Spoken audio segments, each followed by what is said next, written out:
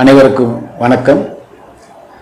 ஞானக்கண் YouTube channel வழியாக உங்களை சந்திப்பதில் மகிழ்ச்சியும் பெருமையும் கொள்கிறேன். குருகுல ஜோதிட பள்ளியின் ஆசிரியர் என்ற முறையில் இந்த குரோதி ஆண்டு குரு பயிற்சி பலனை பற்றி 12 ராசிகளுக்கும் அடுத்து வரும் தினங்களில் தொடர்ந்து பார்ப்போம்.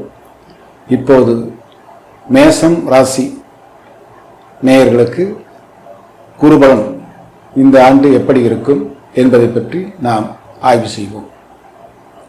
பொதுவாக பத்திரிகைகளில், தொலைக்காட்சிகளில் குரு பயிற்சி பலன்கள் சொல்வதுண்டு.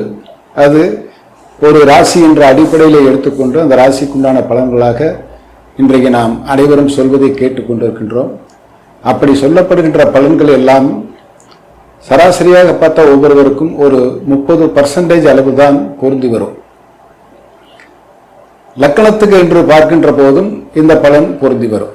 ஆக நாம் இப்போது முழுமையாக பலனை தெரிந்து கொள்ள வேண்டும் என்றால் அவரவர்கள் ஜாதகப்படி தற்போது நடக்கின்ற திசாபுத்தி அடிப்படையிலே அந்த திசாநாதன் புத்திநாதன் கொடுக்கின்ற பலனை இந்த குரு பயிற்சியின் மூலமாக எப்படி நாம் அடைகிறோம் என்று ஜாதகத்தை வைத்து பார்ப்பதுதான் முழுமையான பலனாக இருக்கும்.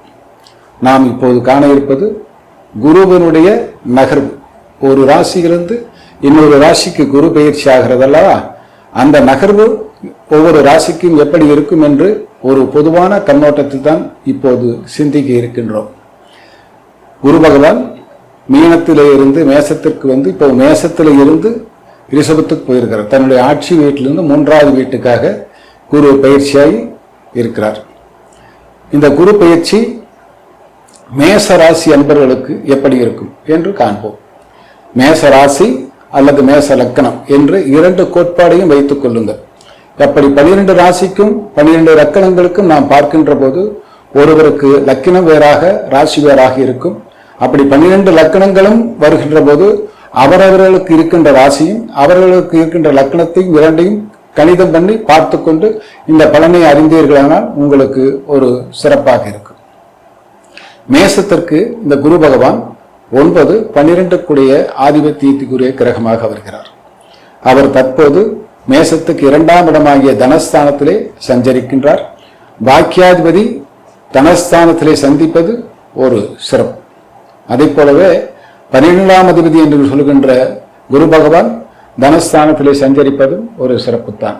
ஒரு பாக்கியாதிபதி, ஒரு விரையாதிபதியாகி குரு 2ஆம் இடத்துக்கு வருவது பாக்கிய விரயம் என்று நாம் பொதுவாக எடுத்துக்கொள்ளலாம்.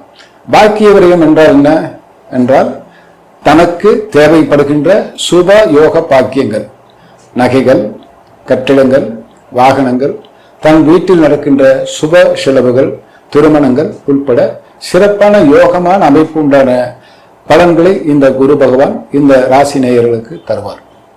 தற்போது இந்த மேச ராசிக்கு 11ஆம் இடத்திலே சனி பகவான் சஞ்சரித்துக் கொண்டிருக்கின்றார். அவர் மேசராசியை ஒரு 3ஆம் பார்வையாக பார்த்து கொண்டிருக்கின்றார். அதை போலவே ராகு மேசராசிக்கு 12ஆம் பாவத்திலே சஞ்சரித்துக் கொண்டிருக்கின்றார். அதை போலவே கேது பகவான் மேசராசிக்கு 6ஆம் பாவத்திலே சஞ்சரித்துக் கொண்டிருக்கின்றார். ஏன் நாம் குருவை பார்க்கின்ற போது சனி, ராகு, கேது ஆகிய கிரகங்களை பார்க்க வேண்டும் என்றால் இந்த கிரகங்கள் தான் வருடக்கணக்காக ஒரு ராசியிலே இருந்து நகர்கின்ற கிரகங்களாக இருக்கிறது. மற்ற கிரகங்கள் மாத அடிப்படையிலே ஒவ்வொரு ராசிக்கும் பெயர்ந்து கொண்டிருப்பதால் அவர்களை பற்றி நாம் பெரும்பாலும் கவலைப்பட வேண்டியதில்லை. ஆக ஒவ்வொரு ராசிக்காரரும் குரு பயிற்சி பலன் ஆகிற போது மற்ற கிரகங்கள் அந்த குருவுக்கு எந்த மாதிரி பலன்களை தருகிறார்கள் என்பதை நாம் பார்ப்பது ஒரு சிறப்பாக இருக்கும்.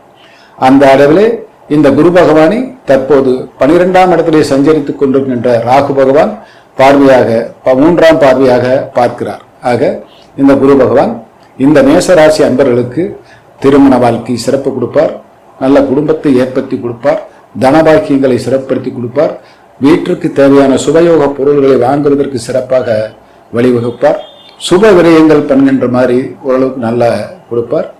அவர் 2ஆம் பாவத்திலே சந்திப்பதனால் திருமணம் ஆகாதவர்களுக்கு கூட இந்த ஆண்டு திருமணம் ஆகின்ற வாய்ப்புகள் உண்டு. குழந்தைகளுக்கு நல்ல கல்விகளை கொடுப்பார், குடும்பத்தில் இருப்பவர்களுக்கு நல்ல தன சுபோகங்களை கொடுப்பார், திருமணம் ஆகாதவர்களுக்கு திருமண போகத்தை கொடுப்பார், முதியவர்களுக்கும் நோய் நொடியிலிருந்து நல்ல விடுதலையை கொடுப்பார், ரொம்ப சிறப்பான ராசியாக இந்த மேச ராசியை நாம் எடுத்துக்கொள்ளலாம். இது மேச ராசி அல்லது மேச லக்கணம் 2 பேருக்கும் இந்த பலன் பொருந்தும். அன்பர்கள் இந்த பலன்களை இந்த ஆண்டு முழுவதும் சிறப்பாக அனுபவித்து நீடோடி சிறப்பாக வாழ வேண்டும் என்று வாழ்த்தி மேசராசி அன்பர்களுக்கு பலனை சொல்லி விடைபெறுகிறேன். நன்றி, வணக்கம்.